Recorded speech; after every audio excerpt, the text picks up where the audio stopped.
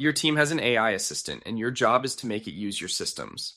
Here's the request. Has customer 4417 gone over their limit? And if so, file a bug. One answer lives in a Postgres table. The other means opening an issue on GitHub. You have working APIs for both of these, and you have used them for years. So how hard can this be? First thing most people try, and it is a reasonable thing to try. Paste the API documentation into the prompt and let the model work it out. And it will happily write a request that looks exactly right. But documentation is prose. Nothing executes it, nothing checks the arguments, nothing holds the credentials. It can talk about your API, it cannot reach it. Hold on to half of that though. Telling the model what a tool does was the correct instinct. Doing it in English was the mistake. So attempt 2, you write it properly. A schema that names the tool and its arguments, and a function behind it that talks to Postgres. This works. This is what most teams ship. So why is this still on the reject pile? Because of where that description lives. It is inside your application. The assistant knows about your database because you taught this one assistant in this one code base. And this is the part that hurts later. A field gets renamed by somebody else on their schedule, and you go and fix the same line in every application you own. Do the multiplication. 2 tools and 3 places you want to use them. Your editor, a chat window, a bot in your pipeline, 6 wrappers. And when GitHub renames a field, you fix it 6 times. Here's the move. Take the schema, the part that was right, and lift it out of your application. Put it next to the tool. Now anything can ask instead of being taught. Which gives you this. A structured description of every tool, kept behind the tool that any assistant can read.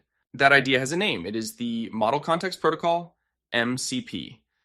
Strip the noise away, and the protocol is 3 things. A way to ask what a system can do, a way to call one of them, and a format to carry both messages. First, the shape. 3 parts and 1 strict rule. The piece wrapping your database is a server. A client talks to it, and the rule is strict. 1 client, 1 server.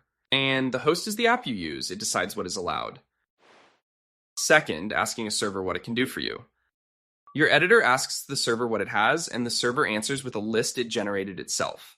The names, the arguments, and the types. Nobody typed that into your application.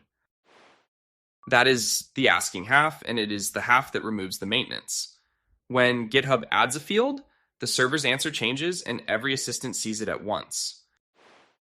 Third, and this is the part we came for, actually calling one. Here's our request finally happening. This is the entire message the assistant sends. Method is the verb, and there is only one. Name is not invented. It is copied from the list the server sent. And arguments are typed, so a bad call never reaches your database. The server runs the query against Postgres, exactly as your own code would have, and hands back the answer.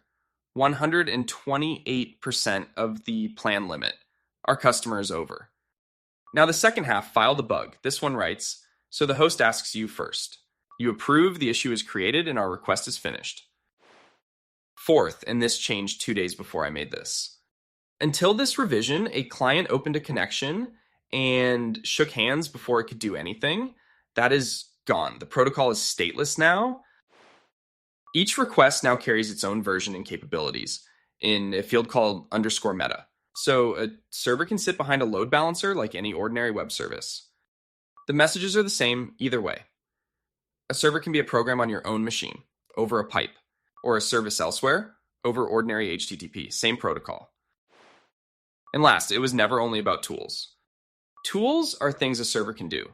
That is what we used. Resources are things it can read, a file, a table, and prompts are ready-made instructions it suggests. So, the questions people actually have, does this replace your API?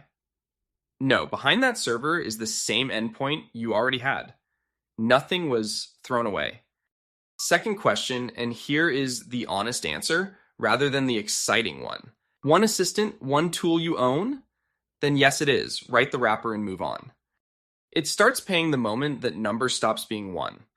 A second assistant or a tool somebody else maintains and keeps changing under you. What stops it doing something destructive? The protocol itself does not.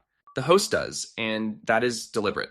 Permission lives in the application you are running, which is why it asked you before writing. Third question, is this one company's thing? The specification is open and MIT licensed by its own README. It was written by two named engineers, and the public server collection looks like this. Do not write a server. Point an editor you already use at one that exists, give it a folder, and ask about your own files. That is the whole thing, not a better API. An agreed way to describe the ones you already run, so everything else stops being taught one at a time. If you try it, tell me which system you pointed it at first, and subscribe if you want more of these taken apart slowly. Thanks for watching.